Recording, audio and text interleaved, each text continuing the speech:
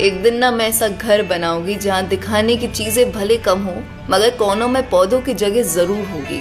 सुबह की धूप अंदर और बाहर पेड़ों की छाया दिखेगी। जिस घर में झगड़ों का शोर नहीं होगा, सुकून जहाँ खो नहीं जाएगा। दोपहर जो रात के डर से नहीं थामेगी और बिस्तर पे आंसू की नहीं फिर आराम की अंगड़ाइयाँ ली जाएगी। उस घर में भले अयाशी की चिड़िया ना पले मगर सुकून ना बेशक हाजिर होगा। भले महंगे फल ना मिले मगर रोटी मुस्कुरा कर निगली जाएगी। दीवारें फिर मेरी चीखेगी नहीं चहकेगी। एक दिन मैं ऐसा अपना घर बनाऊंगी। एक दिन मेरा अपना घर